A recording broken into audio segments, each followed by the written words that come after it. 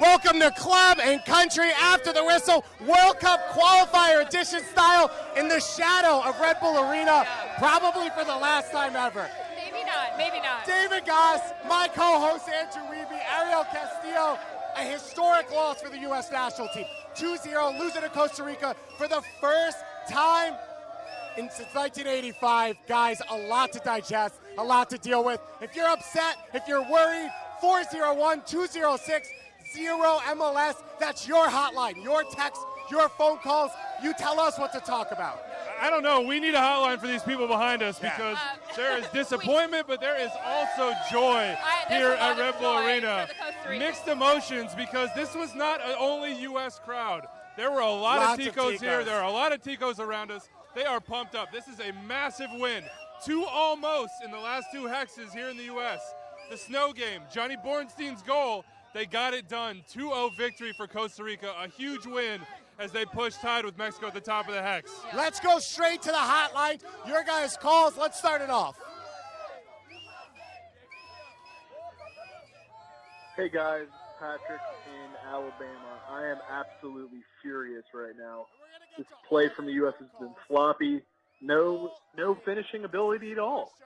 It's just dumb plays. Josie acting frustrated in the box in the area, just doing silly things. I have to see more from Pulisic tonight, too. Heavy touches. When we're trying to finish in the 18, he's... Yeah, I mean, look, I think he's spot on, right? The passing from the start was not where it needed to be organizationally in the first half. I was a little puzzled by where the U.S. was going, where they had numbers, and then defensively, Arielle, we saw... I think one of the big things is that we were trying to play out of the back, which is a positive. But the problem was that Costa Rica saw that from the beginning. They were using their win backs, they were stretching us out, and then we were just all over the place in the middle, which gave them space, and it was very hard to come back from that. I ragged on Marco Arielle a little bit in the first half, Dave. I said, after he had that bad touch, I said, this is the striker that MLS fans are used to seeing for the San Jose Earthquakes. Not a minute later, he gets in behind, gets around Tim Ream, sneaks it in the side post, and heads went down for the U.S. It was not a moment of resiliency. Heads went down, and you really saw it affect them. I think we just didn't come back from that, and that's actually what people are basically saying on the Hot-Take Hotline. We have Evan from Fresno, and he says, the boys simply lost their composure after giving up that first goal, which is what we were talking about. We were in control prior, but reacted terribly to going down 1-0, and we never settled. And I would have to say I agree with that assessment. So let's talk big picture first. This was unexpected. We thought the U.S. would be sitting pretty. They are now potentially tied with Honduras for third place. Could be surpassed by Panama by the end of tonight. Is the U.S. in trouble for World Cup qualifier? We're definitely in trouble. I mean, Honduras, I think they won 2-0 over Trinidad tonight, and going down to San Pedro Sula, we all know, is not easy. So, yeah, we have some problems. Look, the percentages that Paul Carr put out are still at about 80% that the U.S. would get through. A big part of that is the fact that they have the playoff. If they're in fourth, they can still move on. And I still think with 3 games left, there's everything to play for the U.S. This team's not out of it. Third place is not out of reach. But at 8 points with Costa Rica and Mexico on 14, and Mexico still to play tonight, I think everything but third place is out of reach for the U.S. right now. But I have to say that even if we end up in that 4th place spot in which we have to play against the 5th place Asian team, that could be really difficult right now. Yeah, that's not easy. Right now it's looking like either Australia, Socceroos pretty good, or Syria, which, I wouldn't discount them at all, especially having to play in Damascus. So, Marco Arielle, 2 goals tonight, 2 goals outside of this in international, 4 goals in international soccer this year, 4 goals in Major League Soccer. Who is this man? If I was a Quakes fan, I would be pretty happy right now. I'd be happy, but also be saying, hey, we would be in better position in the playoffs had you did this all year long. Look, the fact of the matter is that Marco Arielle took advantage of opportunities that in part were given to him by shaky moments by the U.S. back line. There were a lot of giveaways tonight that were not forced by pressure. I also thought Costa Rica pushed out farther and pressured higher up the field than I ever thought they would away from home. But when you give the ball away cheaply, when you get beasted in 1v1 situations, when you're on somebody's back, you give him opportunity. He's a poacher, man. He found a way. We have to talk about Tim Ream. because we knew Brooks was going to be a huge loss. Yes. But Marco Arena hasn't ran away from anyone in Major League Soccer, and he runs away from Tim Ream on that first goal. Yeah, I mean, I think Tim Ream, the problem is that we haven't seen this combination of guys play together. I think he played with Jeff Cameron once before. In a three-man back line at Azteca, by the way. Yeah, in a three-man back line. And I think the problem is you could see reliance at the beginning of just playing the ball back to Tim Howard, which didn't work, obviously. So I think that was sort of his fatal mistake from the beginning. I also thought the spacing between those two just left a lot to be desired. And maybe that comes from not playing together. Maybe that comes from the fact that Costa Rica really planted their outside midfielders and outside backs wide. A lot of the times, I didn't even think they wanted the ball. They just wanted to pull players out wide to them, encourage Zusi, encourage Villafana to move up the field, and then exploit the space within. They did that. They found those gaps, and when the U.S. turned it over, which they did, all of a sudden those gaps are magnified. But not just issue spacing for them, the whole team.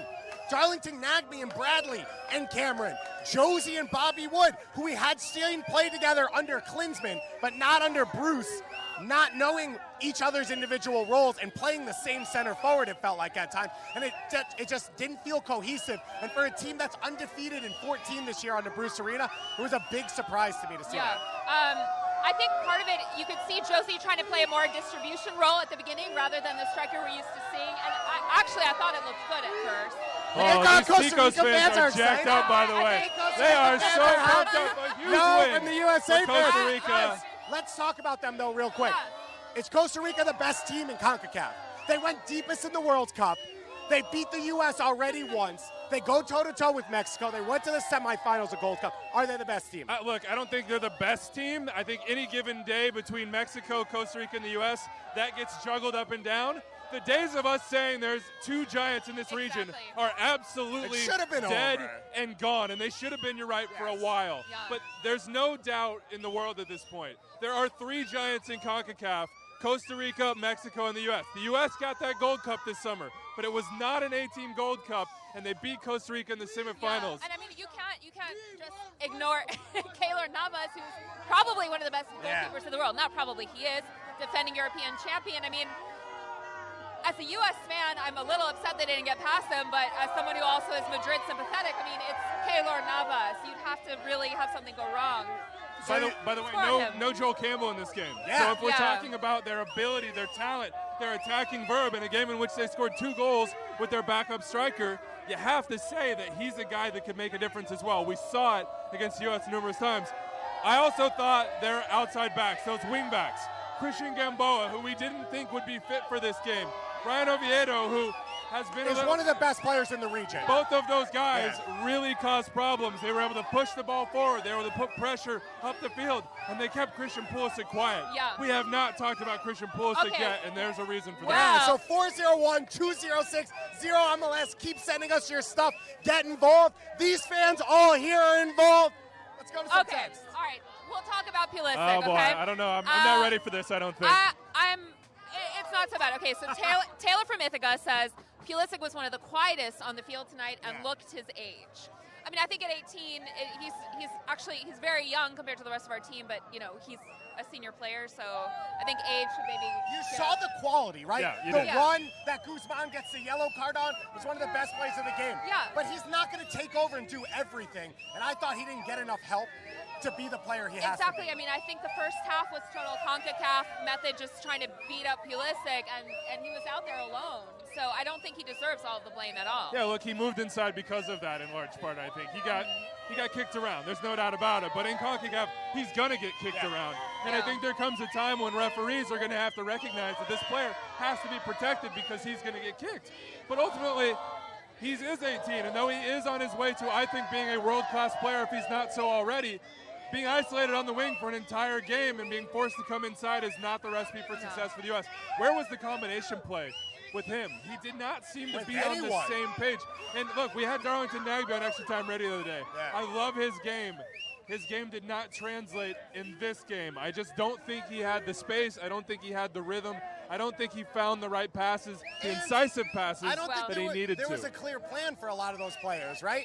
I think Nagbe wasn't sure where to be, and I think Pulisic suffered from that because was he playing on the wing? Because he floated in a lot. Fabian Johnson floated as well. There was no width from Zusi and Villafana. These fans are loud. The stadium was loud. Okay. Before we get this, how big a factor was the referee? Okay, here's the thing. So we did get a couple of messages on the Hot Take Hotline about this. Okay, Seth from New Hampshire says, worst decision, playing at Red Bull Arena or not starting Dempsey. And Perry from Portland also agrees. He says, note to U.S. soccer, no more games at Red Bull Arena, especially a CONCACAF World Cup qualifier. And I have to say, I don't think that's an excuse. Every game cannot be in Columbus. Every game cannot be in this perfect environment. And if we, I think having a healthy opposition actually makes the atmosphere much better. The atmosphere inside was amazing. We're not going to have a pro-U.S. crowd in Russia if we make it there, God willing. And ultimately, it was a pro-U.S. crowd. It just wasn't 100% U.S. Now, part of that's the performance. Yeah. If the U.S. comes out here and bosses the game and shuts up the other fans, that's a different story. But they absolutely didn't do that. And then we have a first-half goal, and you have the garbage goal, and you have the Olays come in the 76th minute because the U.S. can't get around the ball. I've never heard a U.S. national fans are going to be jacked up, and rightfully so. A U.S. national team olayed off their own field by Los Ticos fans. It has to be a shocking moment. Let me ask you this. Was it not Jurgen Klinsmann? He got fired last time this team lost to Costa Rica a year ago.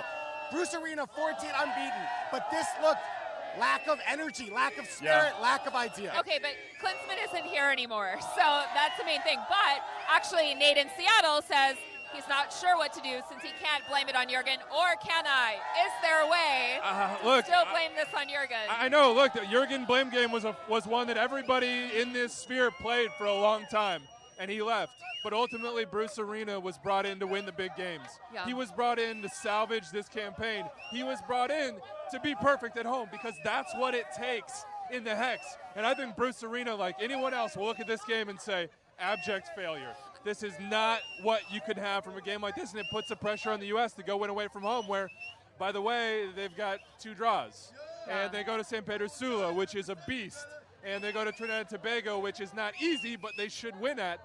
The urgency just got ramped up to 1,000. I mean, I have to say, if we're going to talk about the pre-Bruce Arena era, we shouldn't have come into it in this situation where now every game is do or die. That's true. the one thing we can look at from beforehand. But that doesn't change. You have to win at home. Yeah. It's your job to win at home. Here's a stat for you. Paul Carr of ESPN's the king of these. Yeah. Before these 2 losses in the Hex to Mexico and Costa Rica, since 1990, I think it was, the U.S. had lost once at home in Hex matches. Yes. This just doesn't happen, and there's a reason for that. Now, Costa Rica, as I said, one of the top 3. But, okay, here's something from the bright side, also from Paul Carr at ESPN. He says, the only other Hex in which the USMNT lost 3 times was 2002, and that ended well. That ended up pretty good. Yeah. It ended pretty well. Darlington Nagbe, you mentioned him, was a guy that we were focused on. Landon Donovan says he changed his field position. Can he play in central midfield at the international level? Can he start at the international level? I think he can. I don't think that he had the best opportunity in this game because Costa Rica's game plan was so good. They clogged that middle space, and what Darlington is so good at is picking up the ball under pressure, spinning his man, and advancing at 30, 40 yards. Now, he's not going to be the guy in that situation that plays the incisive pass. But in those cases, that's where you need the overlapping runs of Villafana, of Graham Zusi, of Fabian Johnson around the end to really make the difference. He didn't get to make those runs. He wasn't picking up second balls in midfield. I think a lot of that has to do with Costa Rica. They clogged it up. They were physical. They didn't allow him to get turned, and I think at times he was a little bit tentative. Bruce Arena took over this job. He came and sat with us, and one of the first things out of his mouth was, I need a ball-playing number 10. For those moments. Then he gave up on that. Benny Feilhaber wasn't the guy. Sasha Kleshin wasn't that guy. Maybe Pulisic is. They didn't have that tonight. Is there anyone out there that can do it?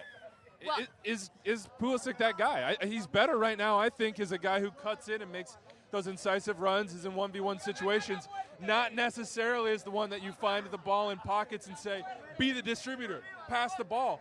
Josie Altidore right now, I think, is the closest thing that the U.S. has. Good Clint Dempsey? I think so, and I'd be shocked if he didn't start in San Pedro. Yeah, exactly. So speaking of Clint, obviously the one thing that everyone wants to know is why didn't he come in earlier? Why not? Why not Clint? Even 10 minutes earlier, I think, by the time he came in, it was sort of the only thing he could do really was, wizardry, and he didn't have enough time. So what do you think was behind Bruce's choice not to do that? I mean, we're all talking about saying Clint maybe can't go a full 90 at an international level. Maybe he's better against a team when they're down. But in a moment like this, where there's not open space, because Bobby Wood is great over the top. Josie Altidore, we saw his physicality on the best chance for him of the game over the top. That didn't exist much this game. A guy like Clint Dempsey has to be out there. And then when he didn't, Bruce Arena waited a little bit. He waited to the 65th. He could have brought him in the 55th. Yeah, but look, down 1-0, I think he felt like a goal was going to come. You saw Tim Ream head over the crossbar. There were some opportunities in the first half. It's not like they entered the second half thinking, we've got nothing. But I will say for Clint Dempsey, he scores at the international level, 57 and 135 or something like that. He just puts it in the back of the net. But when he entered the game, there was just a feeling, and maybe this is anecdotal, maybe I'm way off on this, but there's a feeling on the field, in the stands, that he's going to make something happen. Yeah, I mean, he was booed by the opposing fans, so they were scared. One thing I'm wondering about is if you all felt that there was maybe a sense of a lack of leadership on the field. Mark in Ohio also says maybe this was a failure of the team captains. He's saying we needed a captain on the field to get in our players' faces. And I have to agree, I didn't really see a lot of motivation from the senior guys once things really started to fall apart. Yeah, look, Michael Bradley is that guy, and there were times after the goal that you saw him kind of wipe his face and look back. I noticed after the goal that nobody was really talking to each other. There was a little barking back and forth between Cameron and Wood, but U.S. immediately lined up, facing straight forward, Costa Rica going crazy. I don't know, it's hard to point to leadership when I can't talk to guys, see what they said.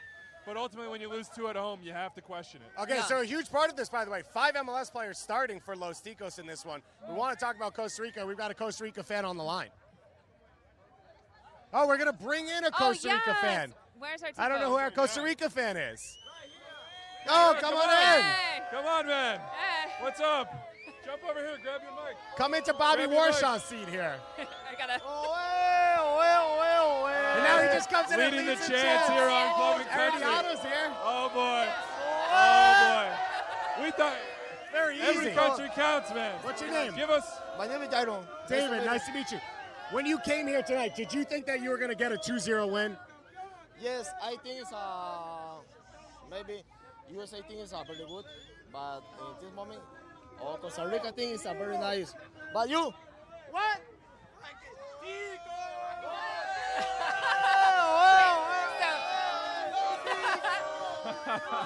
It's pretty easy when you win 2-0 to get the crowd going. Yeah, it's a party. Thank you. It's a party. Thank you. Thank you very much. Who do we think the man of the match in this is? Is it Marco Reina for the goal? Ureña, no. Was there someone else that we can point to that really changed the game for them? I mean, it's Ureña. I think there's no question about it. Navas barely had to do anything as much as I want to, stand for him, but it's definitely Ureña. I think a shout out to Acosta as well. Giancarlo Gonzalez is, I think, the best center back on this team. And he wasn't healthy tonight. Acosta stepped in against a great forward line, a physical forward line, and held his ground alongside Watson. Kept it organized as well. I thought it was an impressive performance. Yeah, look, I mentioned those wingbacks, but I think what allowed those wingbacks to do their job is that central midfield. Borges, Bolaños, Ruiz, they were able to hold on to the ball in big moments. They were able to draw fouls, and they were able to prevent those forays forward from the likes of Nagbe. That gave freedom and license to those outside backs, and then that stretched the U.S. out. I really didn't think they were going to come in and try to possess the ball. Yeah. And they did. I know we've complained about every position already. Okay. But is Graham Zusi still a starter at this level? Well, and I think do we even stick with this formation? And a couple of people are saying, a couple of folks are saying, do we stick with this 3 at the back? I mean, do we put 3 at the back and put more in the midfield to make up for the sort of emptiness that we're seeing there, or what happens there? I think that's a personnel issue, right? If you have DeAndre Yedlin to burn up and down the right side, but we don't. It changes the game. Correct. Yeah. And I think Bruce Arena was kind of forced in this game. Where is he going to go if he doesn't go with Graham Zusi? Eric Lehigh hasn't played a ton with this group. Graham Zusi has, and has looked good for Kansas City. Has been pretty good far this year. Graham Zusi has played, and Jorge Villafana, the most games under Bruce Arena since he's taken over. They've both played 11. That shows me that he hasn't tested enough. Yeah, I honestly think that Matt Beasler probably could have hung in there at the beginning too, and I think he's maybe overlooked a little bit in this sort of setup. Did he have time to test, to go back to Dave's point? Yeah. That's what I wonder. Yeah. He was under pressure. He had to win games. He had the but Gold the Cup. Gold Cup, you didn't have to win that Gold Cup. You had to figure out what your team was because you missed a year or two under Klinsmann, and he played Lehigh. I thought he played well, and then he went back to Zusi for the semifinal and the final, which meant that Zusi's his guy, which means this is his against guy. Costa Rica, and they won in the final. So, look, I think it's a rock and a hard place. Brooks is out. That changes your center back pairing. You don't have Yedlin. You do not expect such a poor game This guy from back Jeff here. Cameron. Cameron Navas, yes, huge game as well. You didn't expect it to be this bad from Cameron. He was supposed to be your leader. He was supposed to be that vocal guy on the backbone of the back line. Tonight, there were times when it looked like he didn't have it. He wasn't confident, and his passing was off, and his positioning was off as well. So this is the big game, right? Now it's Honduras. You're tied with them in the standings for the playoff game. Everyone out there is researching Uzbekistan, Australia, and Syria right now to see who the U.S. could be playing. What does Bruce Arena do? What does he change? Well, Ben from California suggests maybe we go with Fabian Johnson at left back in a 4, or maybe do we just try 3? And so who do you guys think starts defensively against Honduras? Can we or none of the above? I mean, it's tough. I think in this game, Honduras' speed is going to be a real issue, and that's where I get a little bit worried about Jorge Villafana and Graham Zusi. Zusi, I think, has enough recovery speed and instincts to deal with it, but I think Villafana against the likes of Albert Elise, who had a good game tonight for Honduras, that's a recipe for disaster, so you've got to find a way to counter that. I think DeMarcus Beasley on the road in CONCACAF could be a good option for him, a guy who's been there before, understands the situation, understands the stakes. But the big loss, Josie Altidore. He gets that yellow card in the scrum, and he's gone. And that's a situation where he's you have suspended to be for the next game. Yes, you have to be a little bit more intelligent about what's going to happen and where you are in this game, because you can't miss it. You cannot miss that game. I think you got to go 5-man back line. What you did in Mexico. Because I just think it fits everyone's skill set, and right now it doesn't matter what it looks like. It doesn't have to be pretty. Who's the 3 for you in the middle then? I think Omar Gonzalez steps in, and I think you can start Reem again next to him, next to Jeff Cameron. To be honest, he had a much better second half. The first half was touched, but the second half and he looks good in Mexico because he can't cover all that ground by himself, but he can do some of that. Honduras just gave up a goal against Trinidad and Tobago, up 2-1, so that goal difference for Honduras is huge. They were starting this round out at -8 because the U.S. beat them 6-0. So if the U.S. ties them, if the U.S. remains tied, the U.S. will probably get that spot if they can stay in 4th. Well, speaking of midfield, we actually have a vote. This is interesting because I think most people thought he was out of the picture, but Thomas from Pittsburgh is missing Beckerman. Beckerman not going to come back, but most likely. But we have people that he says are too nice, and I think that's true. Who do we have that can really step in against as that enforcer in CONCACAF at this point? I mean, this guy CONCACAF too. They got plenty CONCACAF. Jermaine Jones is injured. He's a guy who can get a little bit mean if he has to, but I don't think he's walking back into this team with injuries. The question is in the midfield, did Bruce need to play a 6 next to Michael? And does that need to be the case in Honduras, Dave? I think Dax McCarty is looking at a start right now. I think you're in a team right now that's worried, and I think you need to protect your back line as much as you can, and you hope that Bobby Wood speak and create something for you. Maybe you give Jordan Morris a couple minutes, and Clint Dempsey has to make something happen for you. But we've talked about Michael Bradley's role with this team. Is he a 6? Is he an 8? What does he do for TFC that he does well that he can bring here? He sees the game well. He covers the game well. That's a 5-man back line, though, that he plays in front of in TFC. Marky Delgado's a guy who does the job next to him. Victor Vasquez is an attacking player, but he always has someone alongside him who's also a defensive option. Benoit Cheroux, whoever it is. He needs help right now. He needs someone around him. And Nagbe, I love the idea of getting him on the ball as much as possible in there, but not in Honduras. That's not the setting. Put him on the wing so he can control possession, because when you get Nagbe the ball, he won't lose it. Keep him on the field, but I don't think he gets to start. Yeah, no, not there. I think that's true. A hostile environment for him, and I don't think. I mean, he's going to fold. It's worrying. Jurgen Klinsmann left. It was worrying. Bruce Arena settled everything. Where's your nerves level right now? Mine are actually relatively low. I think this team. Calm Wiebe here with his shirt off, collar popped up. I know. I think they're going to make the World Cup. I don't have any doubts about that right now. But it is going to be a skin of the teeth thing.